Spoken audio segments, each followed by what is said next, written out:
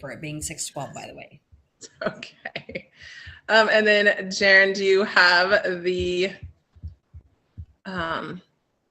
agenda to, actually I can pull up mine right here. I guess.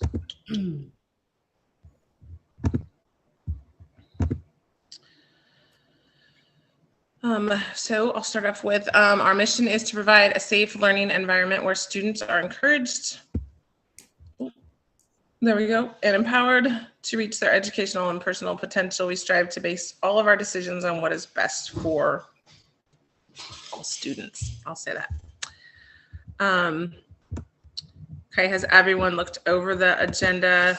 I don't think there's any changes here on my end.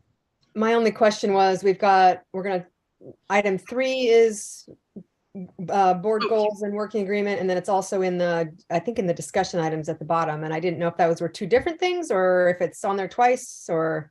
I think that, and Sue, I think that was probably our conversation, right, of whether there was confusion on whether we needed to have an additional meeting for it or not. I think now that you are saying that, Marilyn, we can strike that one off, because I think the way it's going to pan out, I assume, is we'll kind of discuss what Mary Ellen had kind of finished up when she compared and reviewed everything this last month in the discussion down below in the discussion items. And then I think we'll wait, especially because I know some of this Michelle will be into or want to see the verbiage. And if we have to vote on anything, which I guess you guys can give us complete clarification on that if we need to, then we can do that in January.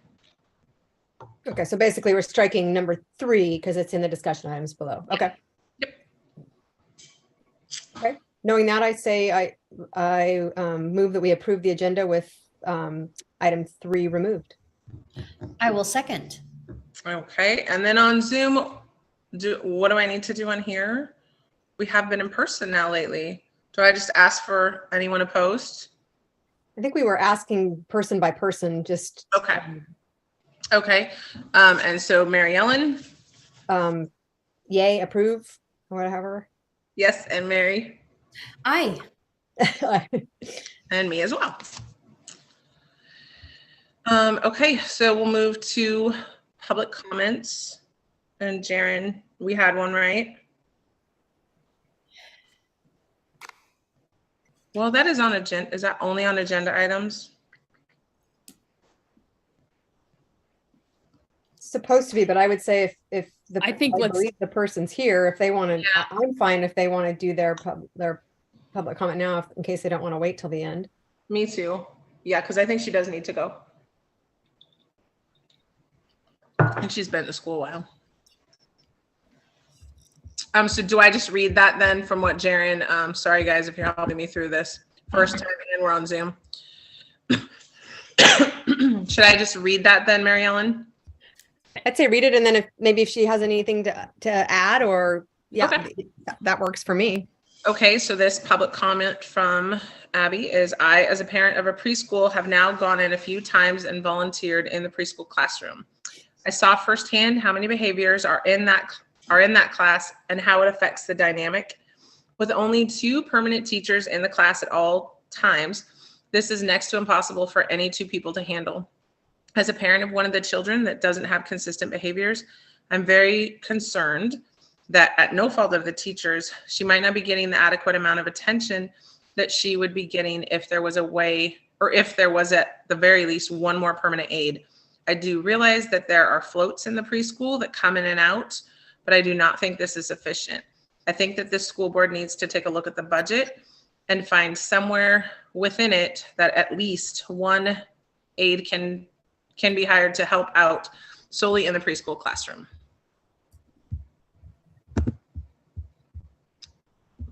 Over. Was there anything else to add, Abby? No, not much. I think that I was in there yesterday, and I feel like at this point I'm sending Willa to daycare. And I don't need to send Willa to daycare. I can do daycare at home. You know, I stay home. I have another daughter at home.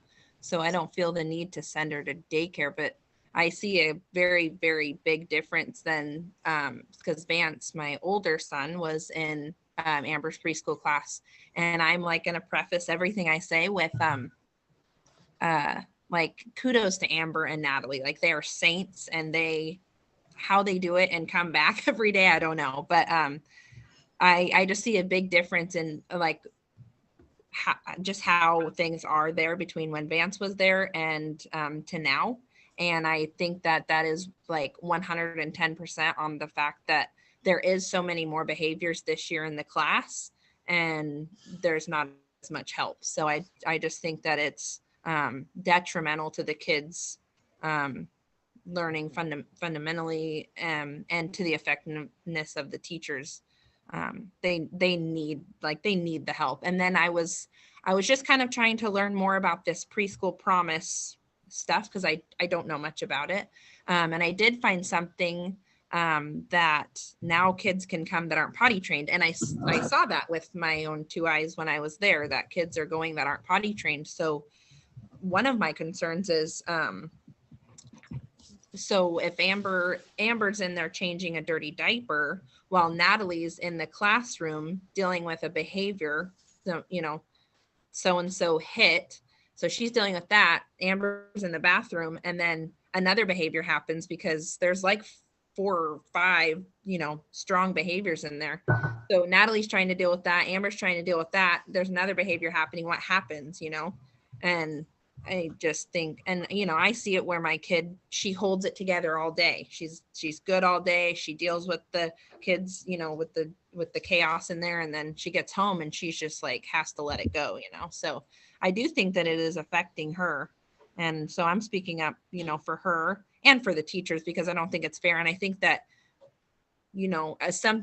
I think you have a really, really, really good thing in the preschool room. I've seen it with Vance. And I think you could lose it if you don't do something, because, and I mean, kudos to them. 100% they have my respect. And I will keep trying to go in there and help volunteer my time as much as I can. And I've been trying to get either Kevin or I in there once a week, but that's only one day a week that I can help them. And what am I actually doing? So I just really think that as much as I want to help, I don't want to go in there all day. And, I do want to go in there, but I don't want to be in there all day and just have to clean up all day after them, because that's the help they need. They need that. So I want to be able to go in there and spend time with the kids and my kid, but I feel like they need to actually help. So something. And I mean, if somebody is hired, they have to know, like, they're going to be changing diapers, because I don't think that's what Amber and Natalie signed up for. So somebody has to be hired, and they have to know up front, like, that's your job. You're going to be changing diapers, so that's kind of my piece. And I know it's not on the agenda specifically to talk about this time, but so, I mean, just that this is the first kind of I've heard of it. So I mean, I'd be interested in, if it's not part of the regular elementary report today, which I wouldn't expect it to be, or maybe a piece of it, maybe I would like to hear more about it next month, and, kind of understand what's different between, from now to previous years, and what about the preschool promise, and what kind of, I know you've talked about it, Sue, and just maybe what differences are, how they're affecting the dynamic. And I think she is giving an update tonight. I think we had discussed that she was going to give a preschool update tonight. Okay. So we'll learn a little more then. Yeah, we can dive into it a little deeper here in a bit then, right? Okay. Thank you, Abby, for all those concerns. Like we said, it is definitely something we're going to get reports on tonight, and we will discuss more. Also, can I just acknowledge, Abby, thank you for bringing your actual experience. It's because it kind of deviates from opinion and even perspective into this was my experience Mhm. in my classroom with my kid, and and bringing in that experience with what it was with your Older other son. with your child, like that. That is so wonderful, because it really helps us hone in to maybe like things that need to be addressed or things that need to be looked at, rather than just like, I think that blah blah blah. You like this was really your thought, or your public comment uh was really rooted in like relevance and like how we are serving actual children within our program. So thank you for that. I just wanted to acknowledge that and thank you for that. Thank you. Yeah, and you guys, all the board members should go into the preschool room and just see with your own two eyes and tell me that you would come back every day. So 100%. Thank you. Yeah, I've added that to my list. Can I ask a question real quick because I'm new, I don't always have the old context, but what was the ratio when Vance was there? I think it was about the same. It might have been, he might have had 10 in his class, but not nearly as many challenging individuals. Okay. But I think it was about the same. And they're running about 14 now, I 13, 14. think 12 are registered or 14 as of recent. Yeah. Okay. Because they had 2 before as well, right? 2, like Amber and Natalie. Okay. Okay. Okay. I keep losing it when I click over. Okay, so we will continue on that then. For that public comment, and especially with the report, we can expand on it. So I think we'll move to district reports. There we go. So I'm just going to start with preschool. Seems like the right order. So a couple different things so we did shift to preschool promise, and I want to make sure just the context for preschool promises there. The preschool started, I believe, 3 years ago, and always correct me if I'm wrong on any of this context. This is like my learning over the start of the school year. It was started and funded through grant funding through a number of helpful organizations. And then this year is the first year that funding moved into the general fund. Related, another position that I think we were expecting to hire was that money was spent on something else separate from preschool, but it was like, okay, wait, there's another added cost into the general fund that is a higher cost. And so we pursued Preschool Promise long-term to sustain that program. It can't run out of the K-12 general fund. We don't get the funding for that. And so Preschool Promise, the significant differences are it requires like 900 hours within the school year. So in order to meet those requirements, the time requirements, we increased from, I believe, 4 hours a day to 6.5 or 6.25. I think it's actually 6.25. And so that was the most significant change and increase.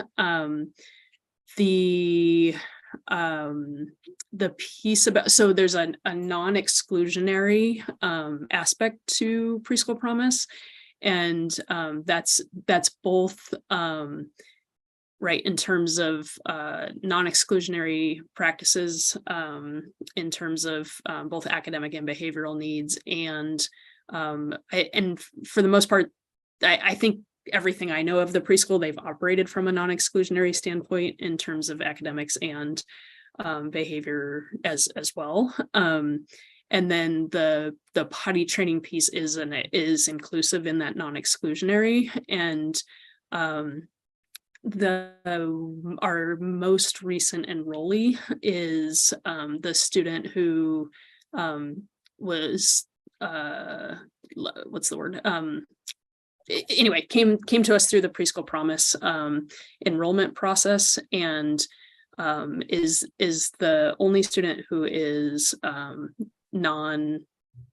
there's a better word, it's potty proficient is the way they talk about it, non-potty proficient at the current point. So that's new for our preschool and our preschool providers, and so we've done some kind of prepping the bathroom for that, and then talking about how do we work with the family and our staff, the student when they're in our care, to help get to potty proficiency sooner. We have students who have had accidents, right? Potty proficient doesn't mean they don't have accidents, but there's a difference between the most current student and our other students. In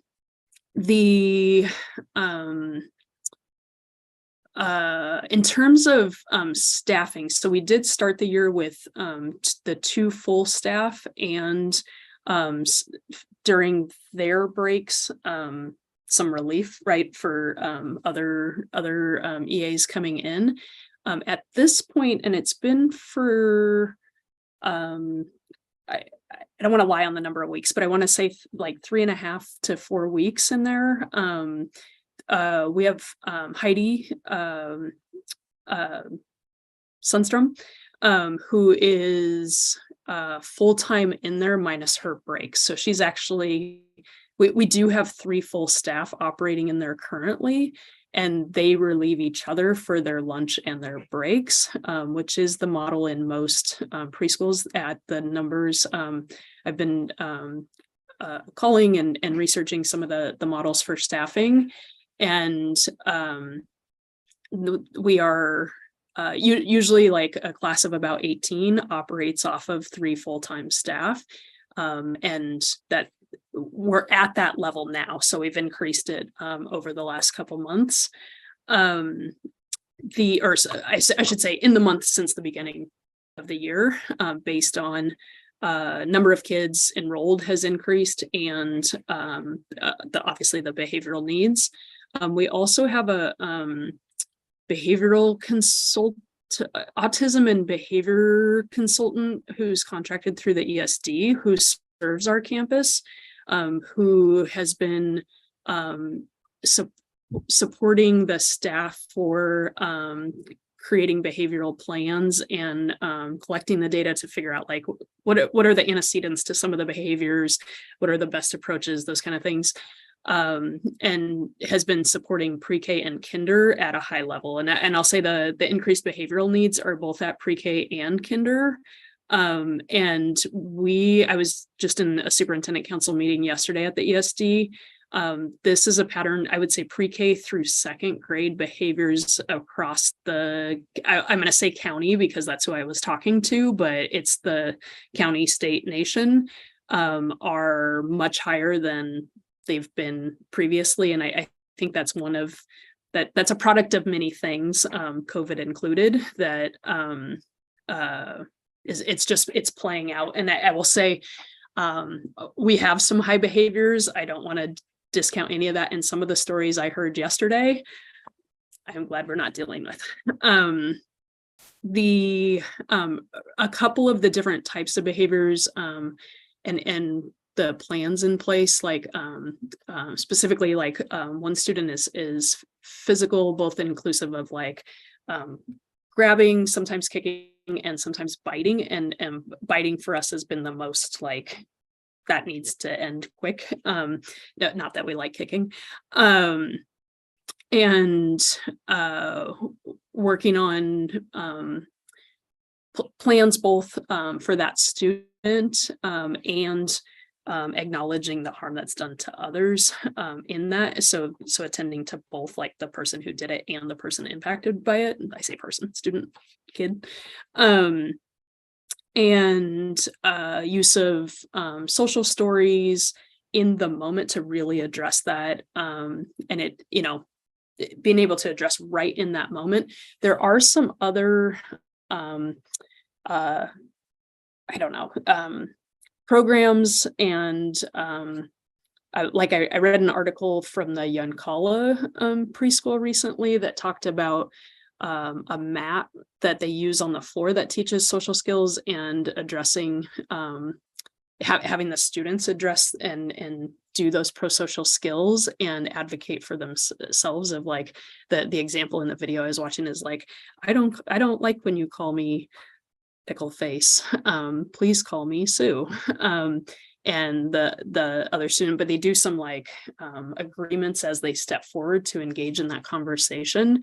And anyway, it was highlighted in this article, and so I looked it up and was kind of looking at like what are some of those tools and ways that we can continue to promote those pro-social behaviors that stop students from those really impulsive and reactive behaviors of, I want that toy, so I'm going to bite you. Brenda and I have discussed visiting a couple different preschools in the near future. She was calling on, we talked about this on Friday, she was calling to set some visits to go see like how, in other preschools, how are we attending to high level behaviors when they happen, and what are the kind of environmental and programmatic and instructional things that they're doing that might lessen those behaviors. And that's not at all like we're not doing those things. It's what can we go learn from other spaces who are serving students with similar needs. And then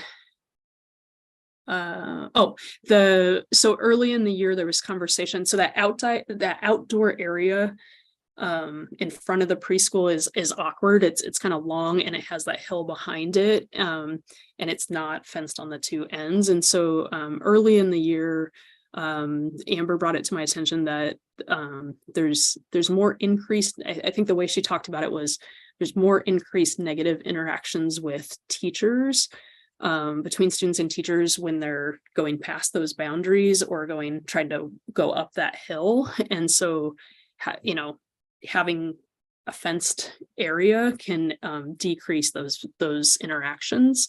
And so I initially got an estimate on it through Randy, and it came back at $40,000. And for us, $40,000 is a lot, right? And so it was like, well, for $40,000, like I feel like we could put in preschool playground equipment out in the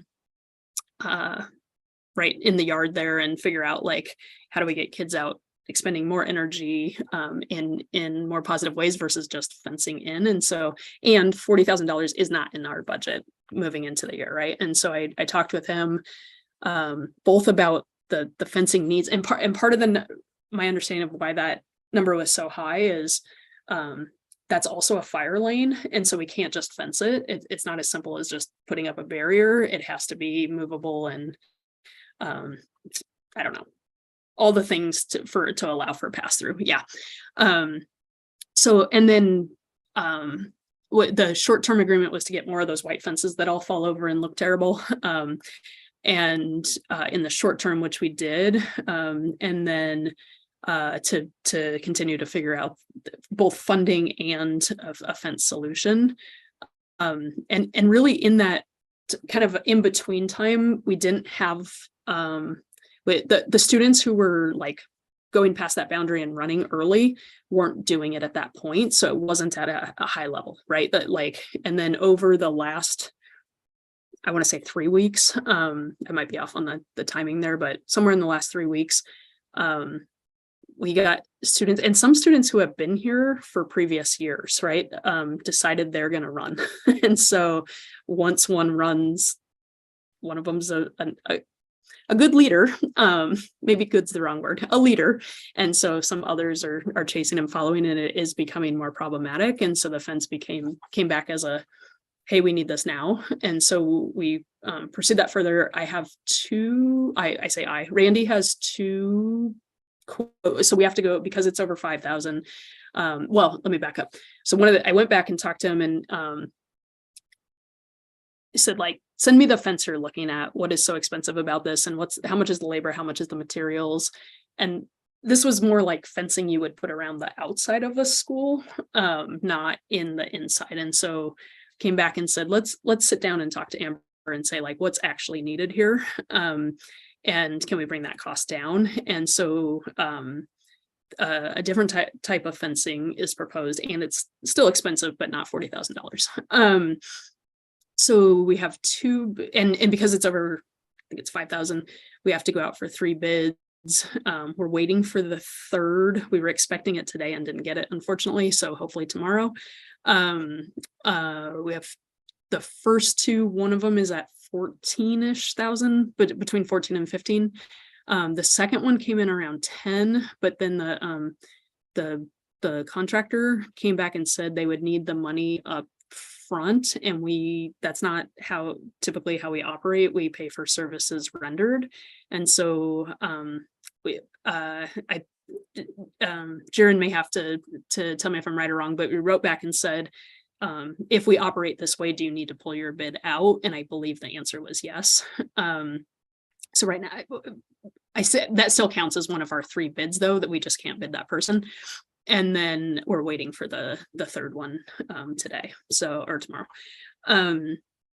Our aim is to do that work over winter break. And so the first bid that we have can do it in that time frame. I will say I always worry about supply chain, but I'm going to be quiet and just assume it's going to work because so many projects have been on hold throughout the county. But we are aiming to do that over winter break, and right now we're dependent on that third bid in order to meet protocols in there. I will say that the fence will be helpful. It'll limit running and kind of those big behavior liability kind of worries. Abby can nod her head yes or no. I would assume that's not the only behavior she's talking about is the running. I think that's why our, part of our next steps are like doing those visits, going out and really like doing our learning both as administrators and with Amber and Natalie and crew to go see what else might work and how can our preschool and our interactions with our kiddos and what we're providing really be serve all students and be preschool and not daycare. I think you're dead on that difference between there, and our aim is preschool, not daycare. So and can I kind of like question commenty thing for it. Awesome. First thing about the fence, love it. And love that, like you and I have discussed, that someone's positive and hopeful that they can, make this happen. Don't even, a lot of times that's what makes the decision like, don't mind the extra $4,000 because it happens when it has to. And you take our payment plan or whatever, services rendered, then we pay. So hopefully that all works out well. One question I had in I love that you guys are checking out other schools' plans that they do and going to visit some of them. And then we have the behavior specialists from the ESD working with the staff to try and work out those plans of what we can do. How does that affect or is it implemented to make sure we're paying attention to or giving the due attention to those not engaging and are recipients or just have to be witnesses or deal with the mess up of the classroom because of those behaviors, and the chaos that causes and everything they have to see. And then, and it made me think back of like, okay, well, maybe the kids are going home and then they're spewing their energy there of like all the chaos they saw. So making sure that we're making this safe environment for them and I don't know, I know we talked about the rules of like, can they be removed and go discuss those behaviors and kind of go through some discussions and things to learn the better behavior somewhere else away from everyone that's being calm and settled, or maybe that's things you guys are trying to figure out still, but. I think all of the above. I'll say, through my conversations with Amber, Amber leads from a child-centered philosophy and really is not exclusionary in her philosophy around behaviors. And so go do that somewhere, not go do that, but go learn those and go practice those and go somewhere else really isn't part of her makeup and the way she's led that. And so and I think also these are higher behaviors than she's had. So I think that's where the learning is right now. You know what, the one thing I didn't share that I want to make sure that everybody, so conscious discipline, the mat I talked about ended up being that I read about through Young Kala ended up being a tool that comes out of like the conscious discipline framework that that many early learning educators point to as like some of the best PD and work for teaching prosocial behaviors and addressing high impact behaviors.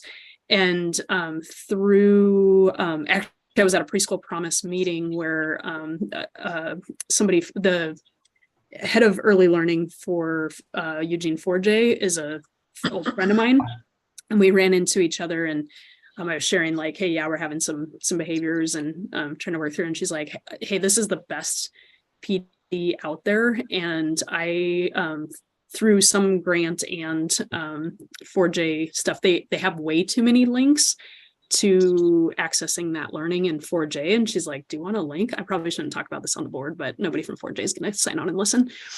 So she gave us some links for free. It's not cheap PD. And so that's another piece that Brenda has been working with we're offering it. So I agreed to funding some PD, 12 hours per employee, both classified and certified in pre-K through, I want to say second grade, but we might have said first. I think it was pre-K through second. That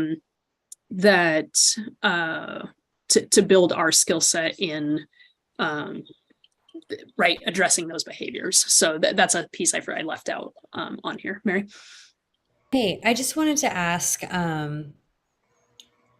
With preschool promise is a little bit new to me, but like state funded preschool is not. And part of that is because I fostered for many years. And so I had experience preschool and early kindergarten through state sanctioned, like, my foster child could only be enrolled in certain things.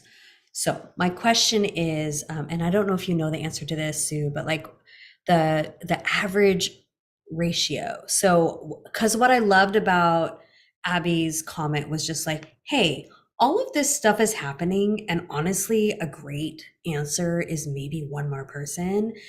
But I would love to root that in just like, what is the average like teacher to student ratio? And like, I mean, I know in daycare settings, especially with state funding and things like that, there's like ratios of like, you can have so many kids in diapers and so many kids that are toddlers and so many kids that are like early learning and things like that. So I just kind of wanted to know like where Mapleton preschool fits within those ratios, because that could maybe be a great framework to address maybe staffing to student ratio, as well as if this is the norm, then we need to be looking at other schools that have similar ratios and being like, what do you do to address these concerns? Because these concerns are real. Absolutely. And I want to acknowledge those and I want to fix those, but I also want to make sure that we're, taking the steps that we need to be.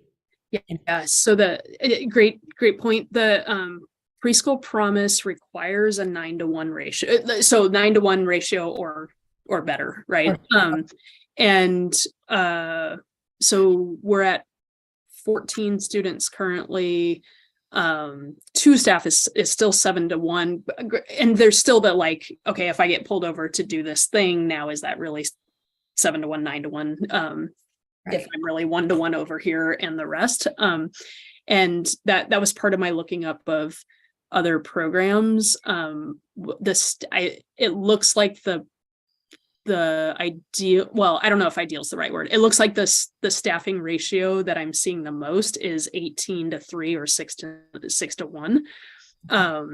And so and right now we are with Heidi being over there full day. We're we're at 14-3, and even in I'll say in those other programs, they're covering their breaks, right? So Okay.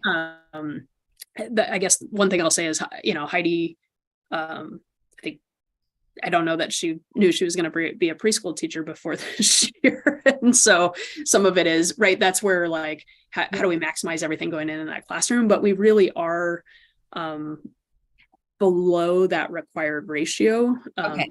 for state. Well, and yay, Heidi. And I know this is outside of protocol, but we've been in person and gone outside of protocol before, so I'm not sorry. Can I just ask you, Abby, when you were there, was Heidi there too? So like, were there all three there, or because you were there, all of a sudden it was like, oh, now Heidi can go and do something else. Maybe Brenda needs her somewhere else, or maybe another classroom needs her somewhere else. Because that also, like, I feel like that's more of a rural school district versus a preschool promise thing. I just kind of want to know what that looks like. So Abby, I'm so sorry to do this, everybody else, but I'm genuinely asking you, when you were there, was it Amber, Natalie, and Heidi, or was it just Amber, Natalie, and then you observed these things? I kind of want to know a little bit more context.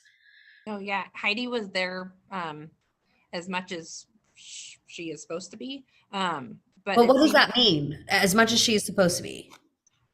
So I don't know what her schedule is throughout the day there, but she does, take a break, which yeah, she needs it.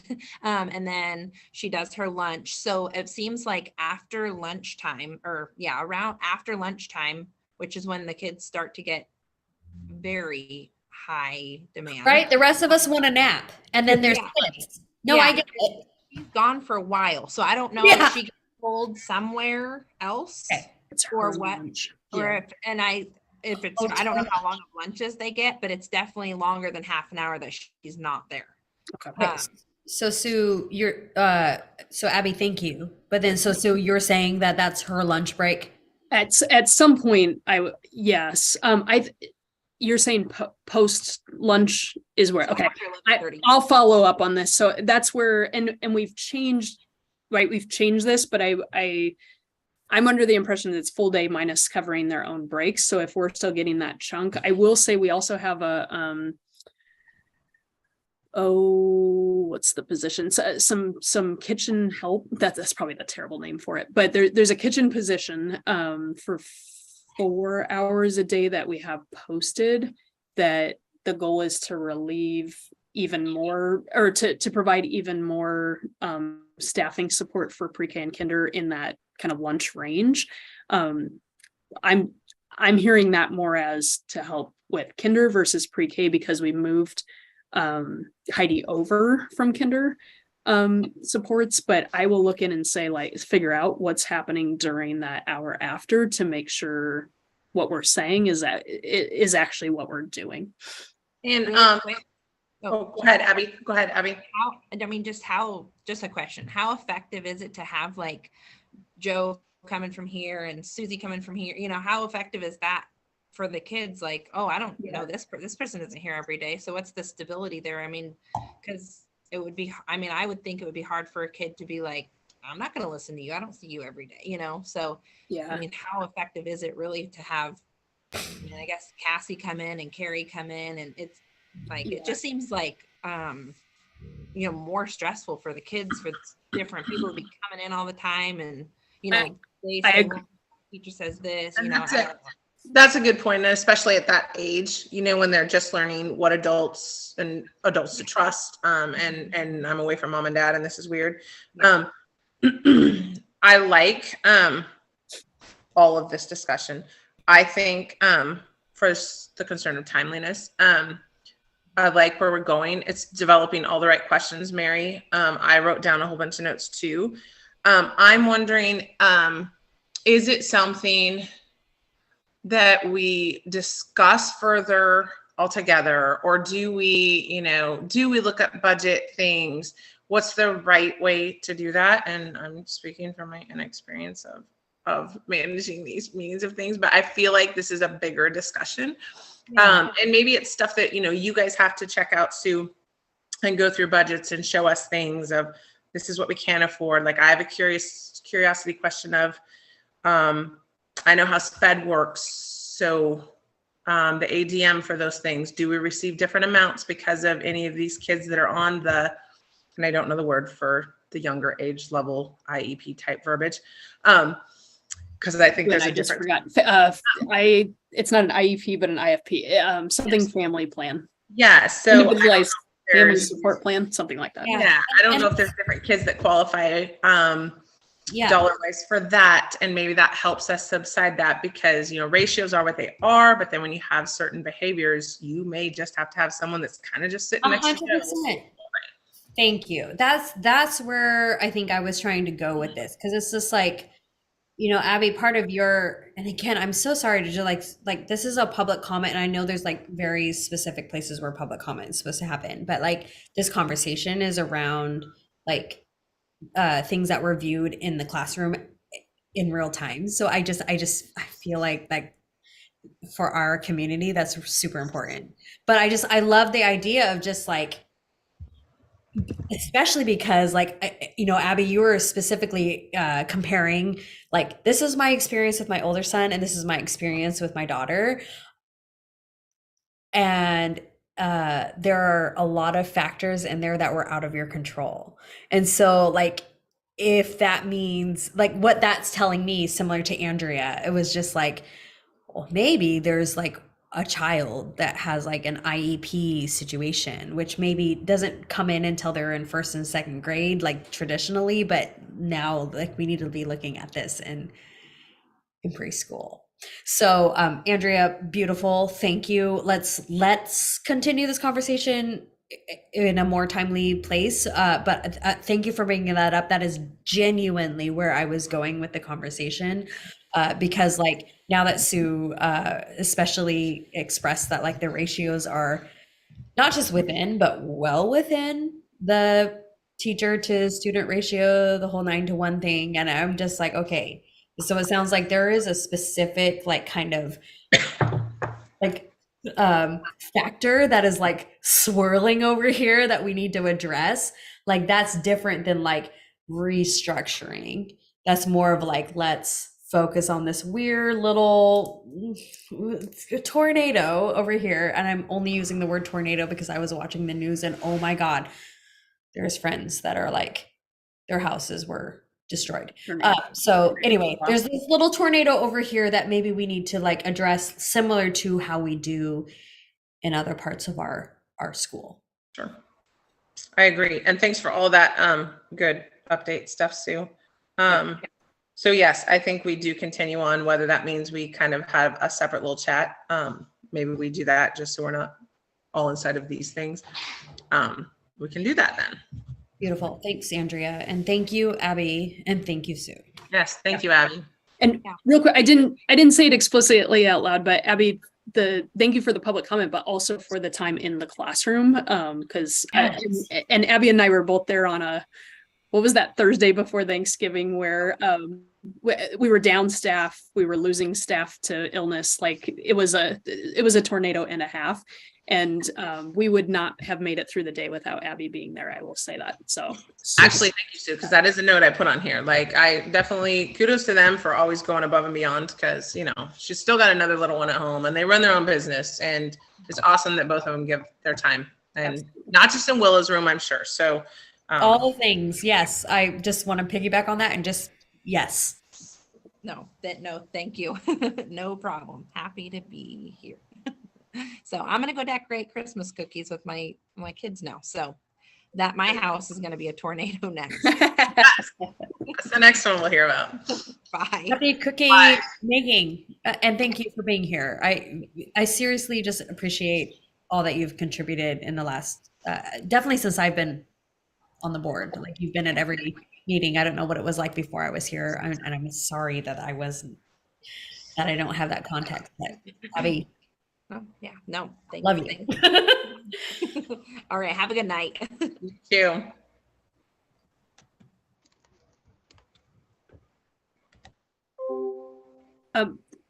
Rest of reporting, I'm going to leave fairly short, a couple fun things. We have our first of three, our first week of 3 weeks of artist in residence through Lane Arts Council, and that is in day 3 and going well. And a fun experience first, and providing additional arts that are outside of our art teachers' expertise, right? So a fun connection. What was I gonna say? Brenda's obviously not here tonight. Has some family more. Everybody send good thoughts to Brenda, period. Please. Actually, comma, please. Lots of good thoughts. But she just reported had a great red ribbon week with many activities, fun activities embedded inside of theirs, and Rolling Readers is started and going well. And big thank you to volunteers.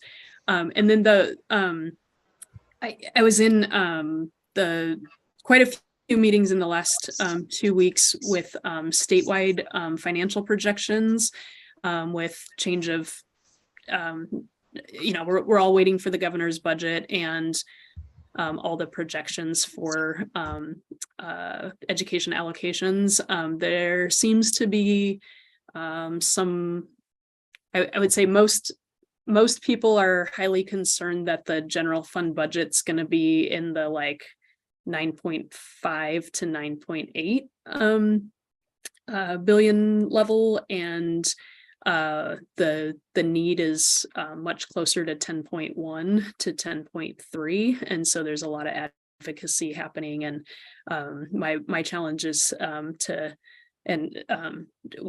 Jaren to really sit down and figure out like what's the impact on our district for every 100 million difference between there, and so and what does that mean in terms of staffing and scaling forward. So I want to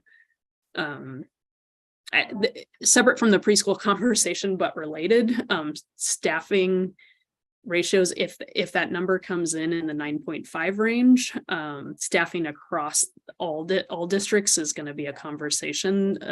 We've been in a time of adding, and there's a lot of concern it might be in a time of cuts. And so I want to put that reality forward to make sure people know that. And then wherever you are in advocacy spaces, really the consistent message that COSA is, at the very least, COSA is sharing with districts across our state is that 10.1 number is really where we should be advocating towards. So I'll share more specific numbers and projections and talking points that have been coming in with you all through email, kind of do some sense making of it and get it into shorter talking points, but make sure that you see those numbers going forward. So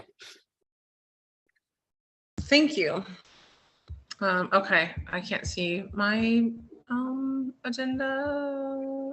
Shoot. Let me see. you do financial and Oh, thank you. facilities.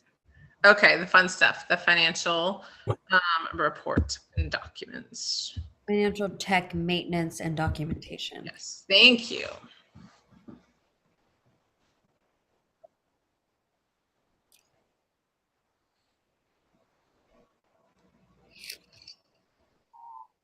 Jaren, we can see your beautiful hairline and like your nose.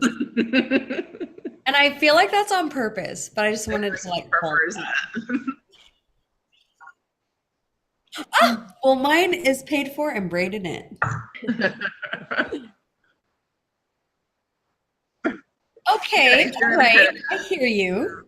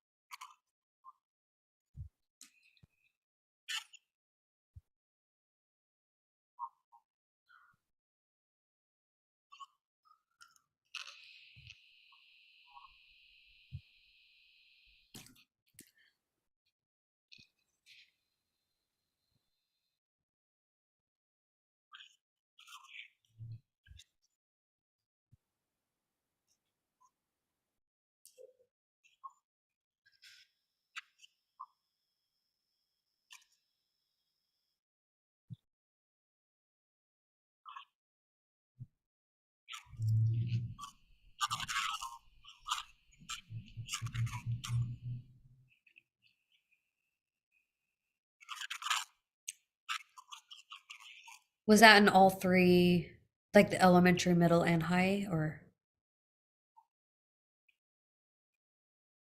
Okay.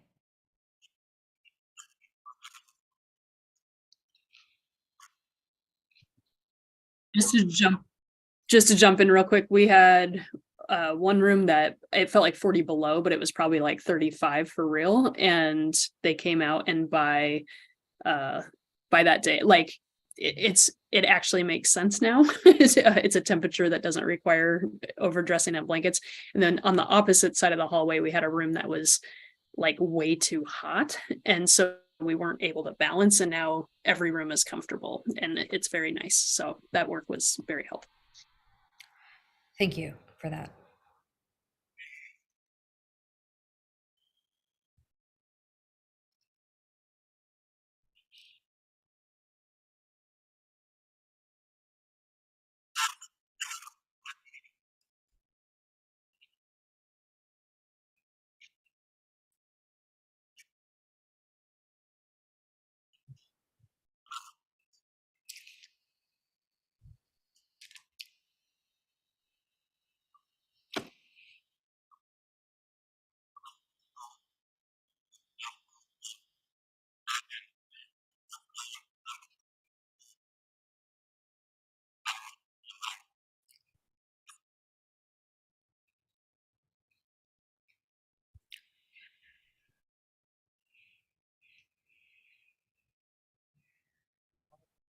What was the last thing on the outstanding checklist? The Zion's Bank? Is that?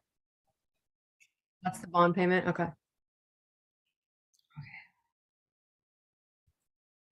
Okay, sorry, my computer was freaking out there for a bit. Okay, so we move to the consent agenda.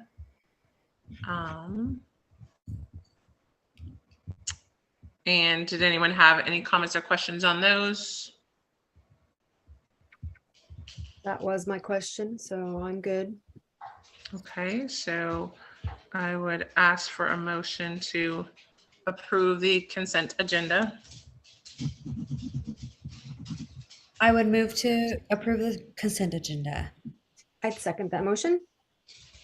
Okay, and instead of all in favor, I'll ask for those separately. Mary Ellen Aye. and Mary Aye. and me as well. Okay, so moving on to the action items, which I think mostly are all second reads, I think, Sue? Yes, they all are. There's the medication one is the Narcan from a couple meetings ago, and then all that big list is the first read from last meeting. It starts with an I and it has to do with testing. I updated that one based on the conversation to be specific to local performance assessments and not just testing writ large. So everything else, nothing else has been touched since the first read, maybe is the way to say it. Okay, and then do we keep that separate, the 8.1 board policies from the audit, all of those, right? Yeah, yeah, all of the policy updates are separate from, you're saying the audit conversation with Jen? Yeah. So Okay. I think you can move to kind of pass all those in The board. 8.1 as the policy changes. Okay, so I would ask for a motion to approve, sorry, just looking through them, approve the board policy second reads. So moved.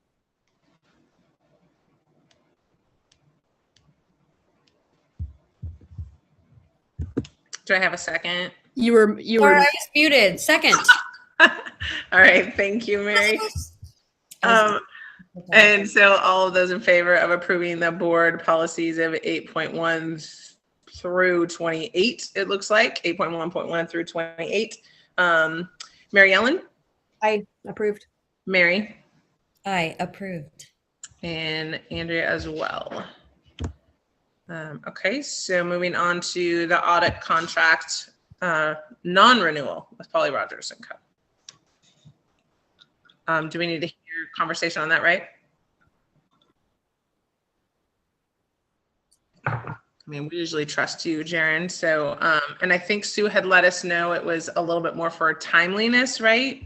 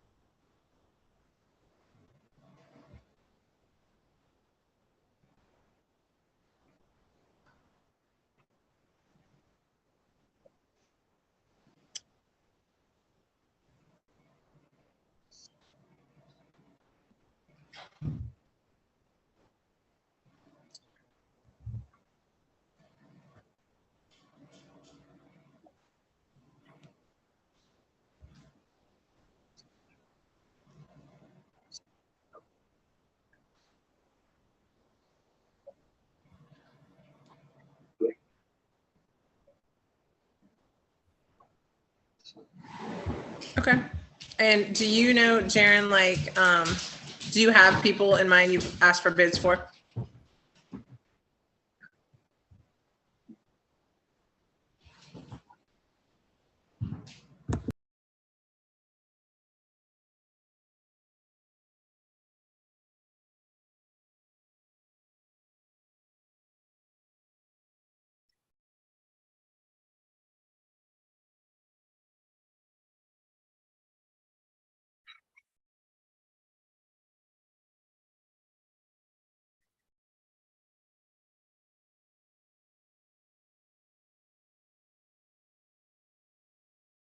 Okay. I may even feed you a name or two just from our own personal experience in my work. So, And the only thing I would throw out is I'm hearing, I mean, I think Jaron and I are on the same list serve for OASBO. There's a lot of people that are in this going to be going out for RFPs for auditors because people are generally unhappy with Polly Rogers. The few that I've heard from in a meeting I was in last Friday was nobody's responding to RFPs. So I just don't want to burn our Polly Rogers bridge necessarily because if we can't find somebody new, we still obviously need somebody to do the audit. But I hear you, Jaron. I'm in the same boat. I'd love to find someone new, but if nobody's responding, if no other audit firms want to pick up public schools, then Do we have a list of people who do this that we're reaching out to, or is this just like a blanket, like throw it against the wall and see what sticks?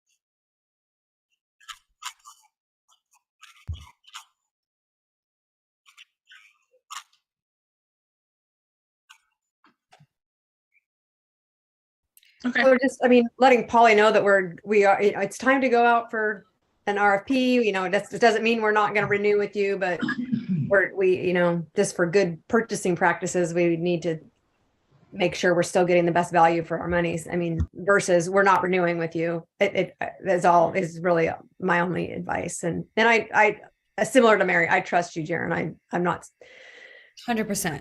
I think you're doing the right thing. I just want, you know, I just throw out a little bit of a cautionary tale too. Yeah.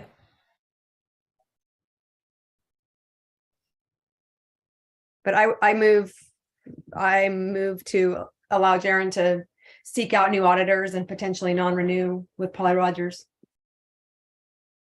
A second.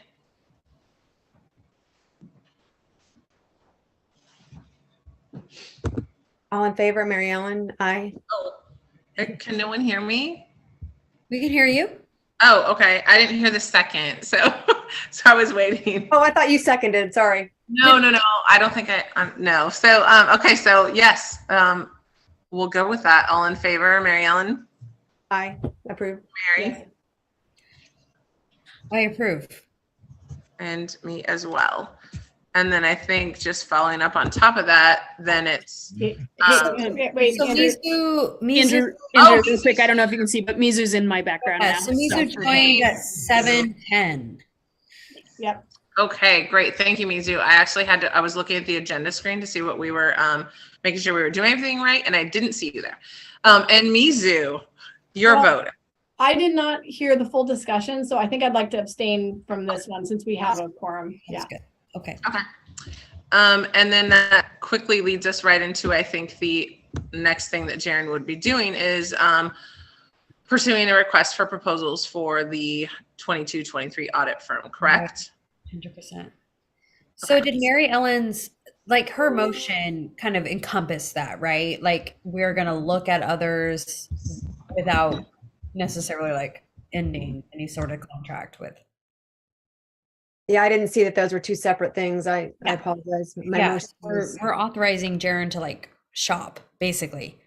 Okay, so I Yeah, think I saw that and I was like, we kind of could have voted them together, but so we'll just piggyback on it. I would love to hear a motion that Jaren can go shop for other possible audit firms. so moved. and I second. Okay, all those in favor, Mary Ellen, Aye. Approved. Mary, perfect, Mizu. I'll abstain from this because it's Again, related. yes, okay, and I approve.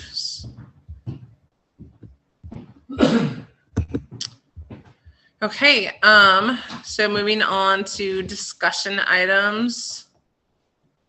The Mapleton Pool Building, any new things there? You know, yes, it doesn't, I guess it doesn't impact us, but I think it's good to share that, that 500,000 from the state, they informed the, SHRAC that it can't be used for anything other than the building. And so I think their path forward is to return that money and, be in that spot. So I think that's just common knowledge for everybody to have and share it. It doesn't change any of our conversations.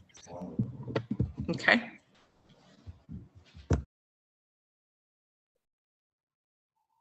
Also, hi Mizu, welcome. Thanks. Hi, everybody. Sorry, I missed the first part. You're fine.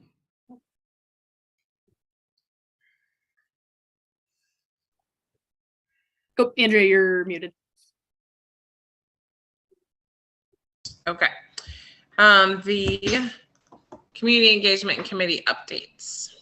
We are, so I have a couple dates, January 6th. That week is busy. So January 6th, we're gonna offer transportation to families. I have some stuff going out and I'm gonna do some calls directly to families starting beginning of next week. It's an event, community tabling event with Sayusla Vision, Sayusla Family Connections, I think it's what it's called. And we're gonna take our own transportation to bring some families out, engage in those table discussions around I'm blanking. Childcare, community spaces and events, and connections to services and school. And then January 9th, which is the Monday,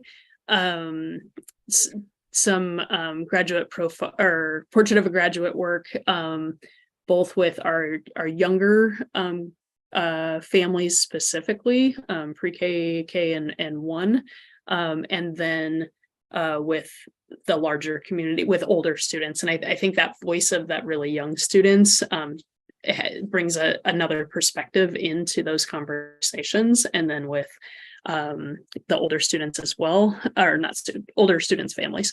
And then working with our elementary staff on that, our PD incorporated conversation around portrait of a graduate as well, last, whenever that was, Friday, one of the Fridays recently. In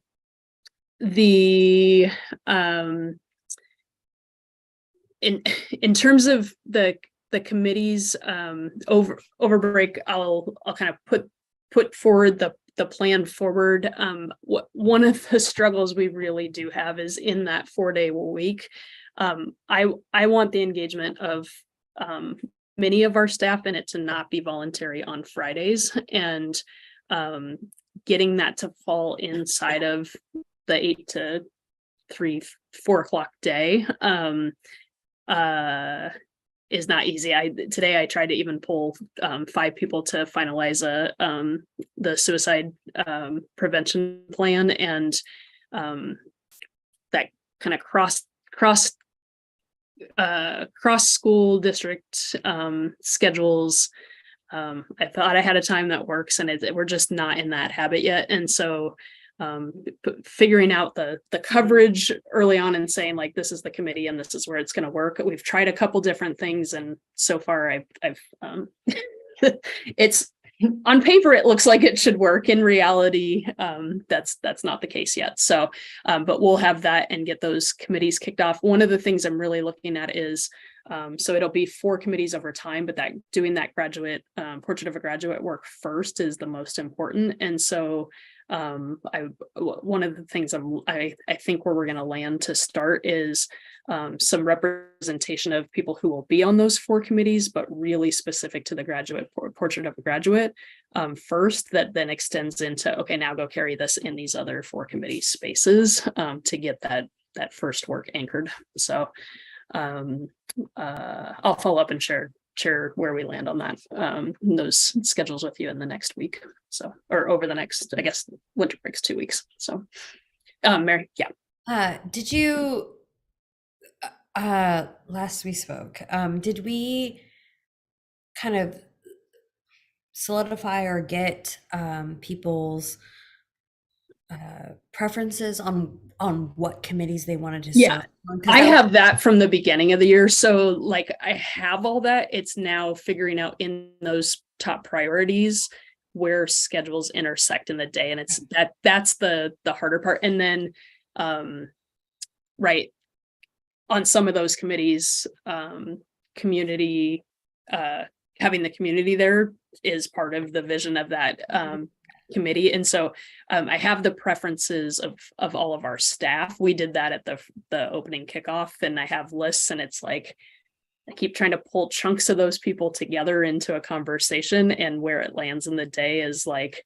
and some of it is like these same conversations about staffing and people being out and those kind of things. It's more and I know that building that structure.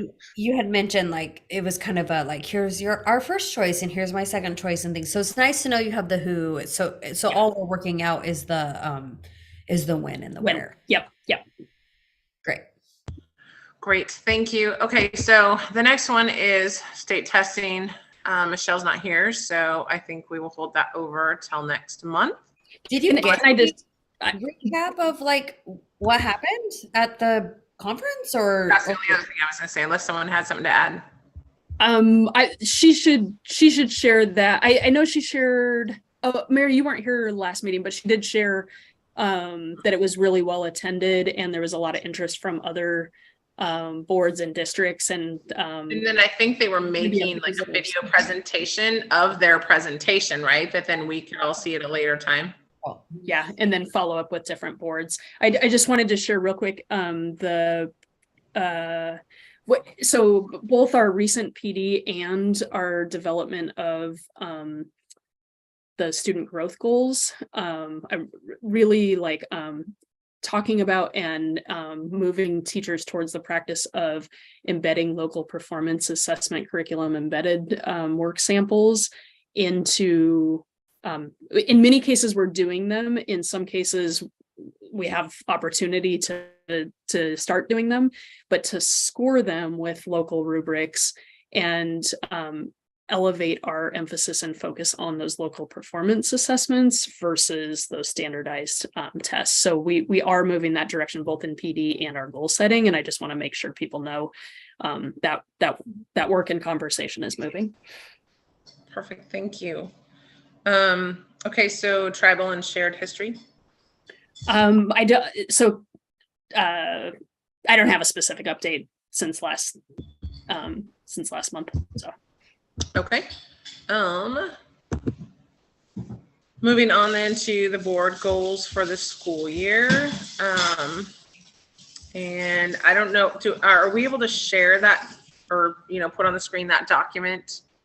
Jaren or Mary Ellen? If not, I can read from it. I can probably share it if I can. Yeah, I'm sure I can. Let me get it pulled up.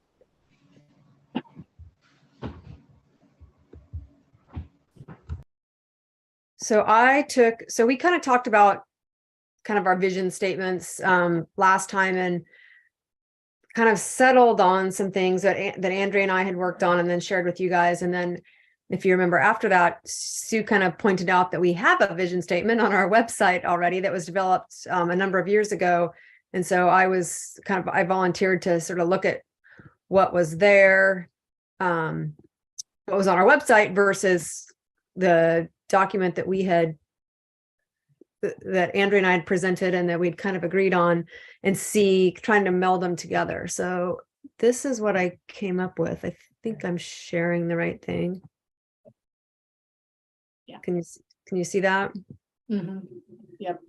So the first two or three, I kind of left. So I went through this a couple times, and I don't know, I really liked what the board had come up with. I don't know how many years ago it was, but I felt like it was really balanced between kind of the curriculum and the intellectual, and then the more just being the best that we can be and being inclusive and connections to community. I thought there were, and even some budget, recognizing that financial resources are a part of this. I just liked that the previous board had hit on a lot of points that I myself hadn't even thought about, financial being a big one, which you'd think I would think about finance stuff because I'm a finance person. But anyway, so I did a little bit of trying to melt what we had come up with into this, and that's what the green edits try to do. For example, that kind of the addition in bullet number 6 there, where I kind of added the transparent communication, because we had talked a lot about that. I know that was a really important thing for Michelle too, was to be really transparent and open with our community partners and really invite them to come and have an open dialogue. So I tried to add that in where it seemed appropriate. And then similarly, adding a bullet that really addressed how we wanted to work with support our current staff members. There was a bullet, an existing bullet about attracting and retaining the best staff members out there. But I thought we specifically had talked about kind of supporting our current staff to be the best that they can be. And I felt like those were two different things, and important to add maybe one more bullet in there. So I think there's some pieces of what we had come up with that is probably not in here, but I also didn't want it to get too long and wordy. And I just, going back, I just really liked what had been written before. So I kind of wanted to, I know I just gave you that, shared this with you today, and it's not really enough time for you to digest it all. And so I guess I propose that you take some time and look it over between now and the next board meeting, and Michelle will be back by then, and decide if you like some of these, the kind of the melting together that I did, or don't like, and what you want to do from there. But I feel like for me, these were kind of good vision statements that capture a lot of different things that we would like to have in our community, in our school. So I love this. I'm so sorry. I was not a part of this conversation, so right. I'm probably bringing things up that may have been brought up in the work session, and that might be the more appropriate place. But I was curious, first of all, where was the financial piece? Because like the financial, The last bullet on this is that we believe that adequate financial resources are essential for Oh. essential outcomes. Like when we hadn't in our vision statements, in our goals last year, in our discussion last meeting, and I just, that had never come up, but I think that that's important. I mean, that is a part of Yeah. our job, is reviewing the budget and making sure. So I like that was in there. Yeah, adequate financial resources are essential for essential for excellent outcomes. Okay, so, okay, there are words here and there are phrases here that I'm like, maybe we should think about this a little bit more. And I feel like that might be a better segue into, we were maybe gonna try to get another meeting about the vision and board goals and things like that, because I don't want to hash it out here. That's not what this meeting is for. And I also acknowledge the fact that I wasn't at this meeting, so I want to say, hey, And to be fair, the meeting you were at, we went over the goals, and then it led to this and a little bit more deeper dive that Mary Ellen took on and compared some things. So okay, it's not crazy that you're asking for that, I don't think. okay. Because the spirit of this is all right on. The wording of this, I just have other perspectives to contribute, but I'm also, wow, I shouldn't have led with that. I should have led with, this is great. If we pass this today, this is great. However, there were, I don't know what I'm trying to say. Maybe there were voices and perspectives that weren't added. And so it would be nice to have that chance to bring that perspective to these. That's okay. If everyone agrees and kind of wants that chance and that discussion piece, I can reach out and find that time. I'll give everyone the holiday break, and then maybe we could do it in early January so that it could be Love that. a lockdown item in January. Love that. Okay. I would propose, I am not, that I step out at this point. Words are not my strength. So I think I've given it a good try, and I think it's You've done a lot of legwork, Mary Ellen. Yeah, no, Mary Ellen, this looks great. Like I was not genuine when I feeling said like this could pass today, and I'm fine with it. I just and I'm not offended at all. I'm just, I think that somebody who's better with words needs to kind of take it from here, because I think I've given all I can. It's just not I'm not good at this. So yeah, I would say look this over between now and whenever Andrea gets the meeting set up, and come with ideas. Come with, hey, I thought this might be a better word, and I would love for you to like I'm looking at the title of this document. It's like Mapleton Vision Try number 2. I like that. It's like this is not a try. This is a genuine thing. Like I would encourage you to say like, this is a draft. Like a draft is fine, but like to say like I tried is like such a disservice to the work that I'm saying here. So just like Mapleton Vision draft number 2 seems so much more official than like I tried. So I'm just putting that out like an official meeting with minutes being taken, with recordings happening. This is a genuine, wonderful draft, and it could be passed tomorrow, and I'd be fine.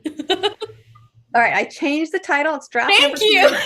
And you guys all have all have edit rights to it, so yeah, go in there, I put think, comments on yes. things. Everyone play and wordsmith, and I Yeah. will check when everyone is free before the next meeting. Love it. Thank you, Andrea. And thank you, Mary Ellen. It's beautiful. Of course. Okay, so that takes us down to any other public comments not on the agenda, Jaren. Okay. Anybody have any other comments or discussions?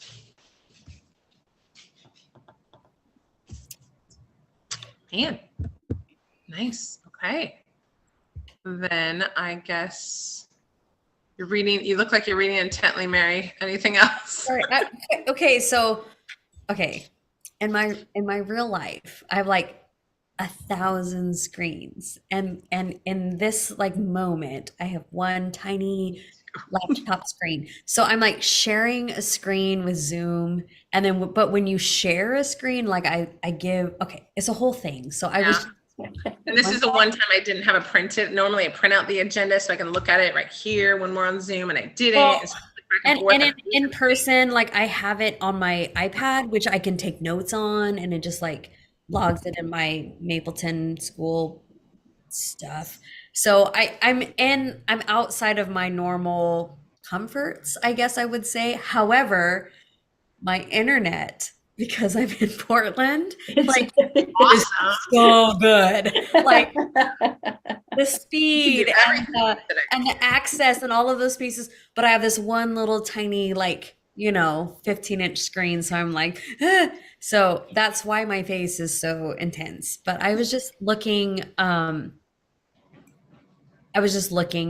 honestly, I feel like everything's fine. So I feel like I should apologize for my intent face. Okay, so I guess the only thing I would say is I know, just so I make sure, especially because we're coming into the holidays and Michelle gone for a bit longer, I will check when everyone's free to discuss the goals. And then do we need to, or where are we at like on any of this preschool budget? I had a note on that to like, do we need to come together and rediscuss that? Do we want Sue and Brenda to do legwork on that? What is everyone's thoughts on that? So I'm really glad you brought that up, and this is very much a logistic thing. But like, We need to meet. We could probably lump them together. I don't know. The school board meeting for the third Wednesday in January would be the 18th. Yes. The week of the 9th, other than the Monday, Tuesday, Wednesday, I'm like super unavailable. Like, so between the Thursday of the 12th and the Tuesday of the 17th, and also the Wednesday, honestly, we've done a lot of meetings like before the school board meeting.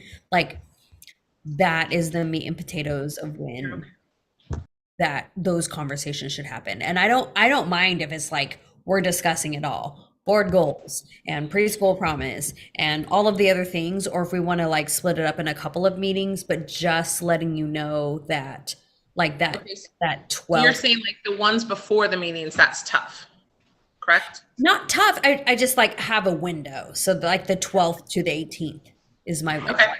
Okay, that's fine, because I would love to do Or it. the week right after the new year. I just feel like that's kind of a big ask. That's good. Like, I'm gonna make a note of that. So you're good like the 3rd through the 10th, or through the 11th, 3rd through 11th. the 3rd through the 6th, or third, I guess honestly, the weekends are not off the table for me. So the 3rd through the I 8th. wasn't gonna add them in. Okay, so the 3rd through the 6th, and then the 12th through the 18th, which is the board meeting. Oh, so 9, 10, 11, you're busy.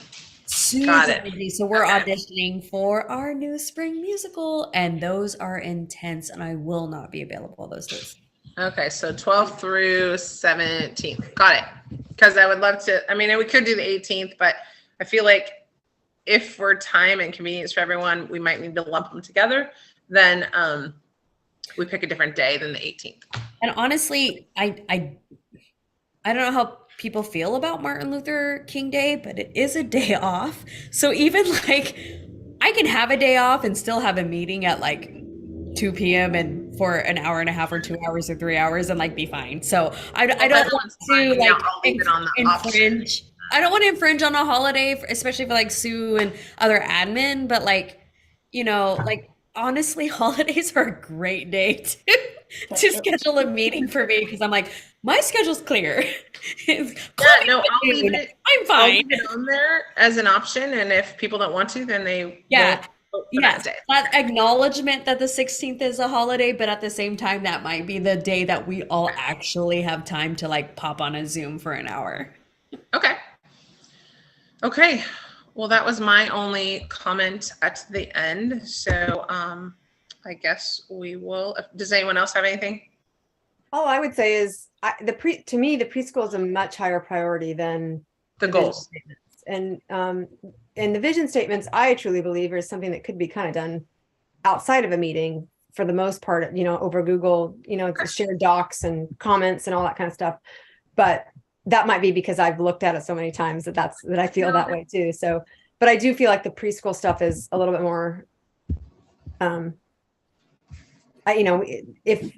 if there's anything that can be done, we certainly want to do it as quickly as we can. So. No, and you're probably right. That's a good point, Mary Ellen. I would think between that email of the doc and wordsmithing and things, we could hash that out and then just put it on the agenda. And then we could make the actual meeting be the preschool and or budget situation. Okay. Yeah, or certainly just make that the first agenda item anyway. And if there's time, then we could go to the vision. Then we stuff. can talk to Yeah, them.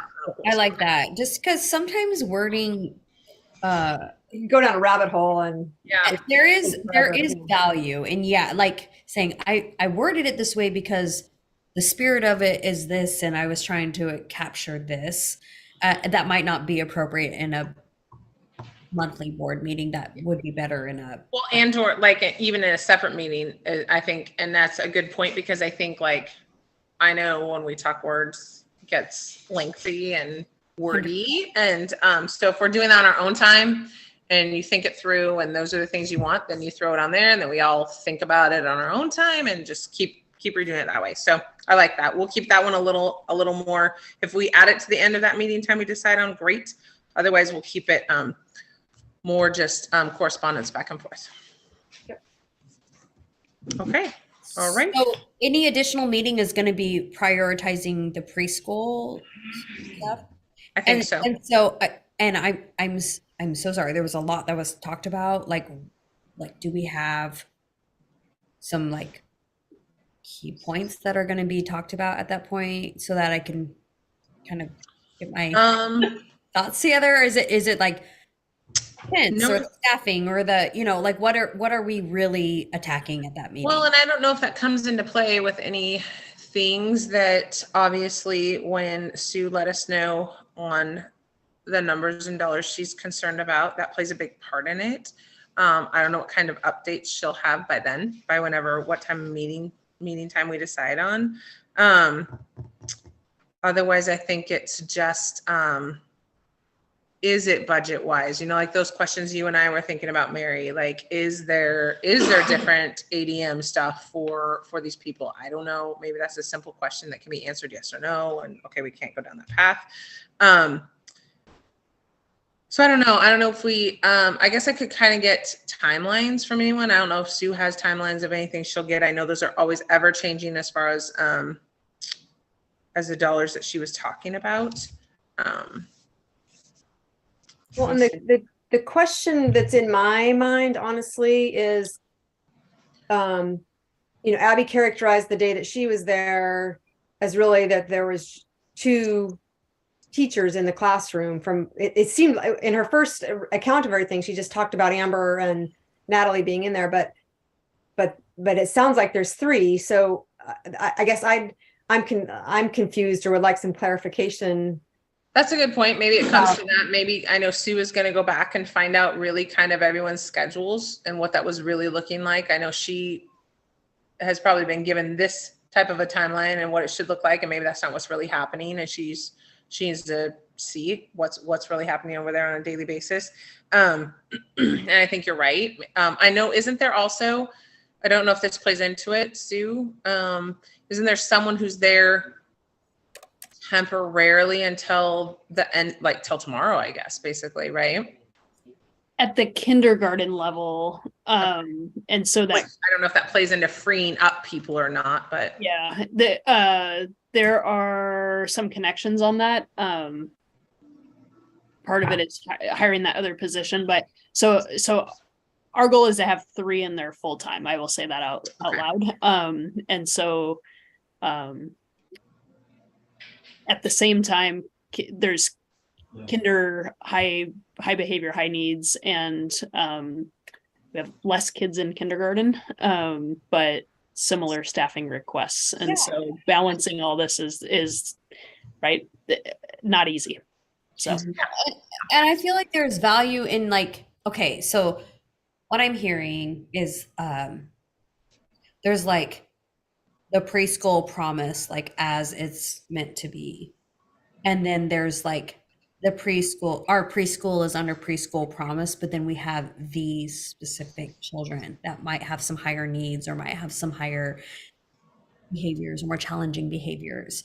So I want to differentiate between that, because one thing I don't want, like the preschool promise funding is making it so that we can provide like a longer day and all of these things for these families, but also if there are specific behaviors from children, and it might be this 1 year, also I want to like acknowledge that maybe this one child or 2 children, like they might be in preschool this year, but they're going to be in kindergarten next year. So like, are we going to have the same concern? Like my kindergarten child is having this issue. And so we need an extra staff member, because this might not be a preschool issue. This might be like you were saying, Andrea, an IEP issue or whatever that looks like.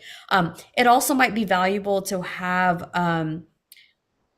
I did a lot of research and I connected with a lot of people, but even having Michelle Shang or somebody that's in charge of preschool promise just kind of roadmap it out for us. yeah. And you know what, one thing I forgot to share earlier, the preschool Promise United Way contracts Quality Care Connections.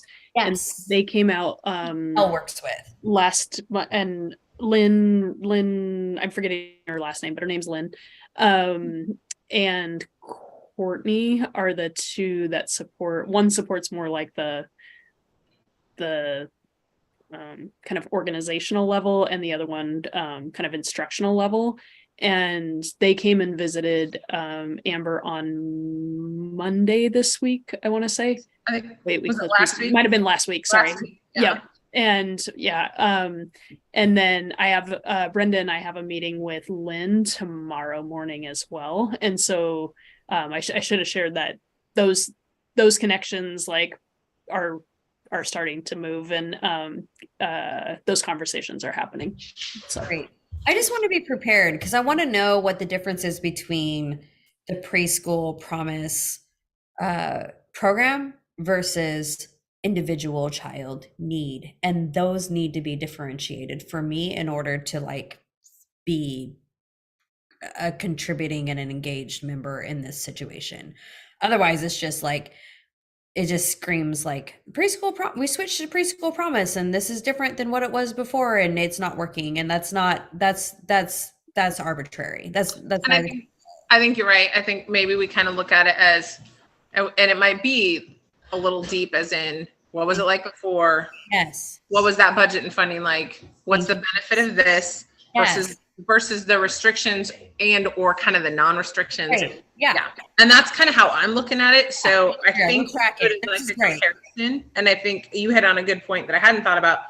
What does that mean? Is this a 4-year-old that's moving to kindergarten next year? So we do kind of, if we're going to have this deeper discussion and we're partway through the school year, let's think about then what things we're talking about and discussing and deciding on what does that mean for next year. So yeah, because I'd hate for this to be like this overarching, like we switched to preschool promise and now everything's like hit the fan. It's like, well, no, like every year is different. Every child is different. Like we need to be different. I need to know like what is preschool promise and what is like individual child need. And that is super important to me to be effective in this conversation.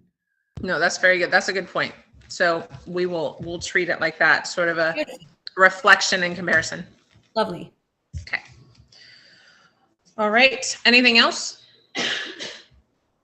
Oh, yeah, Sue brought up a good question about the shared document for the development of vision. And just thinking about it, is that gonna cross any boundaries for like meeting and discussion outside of public meeting?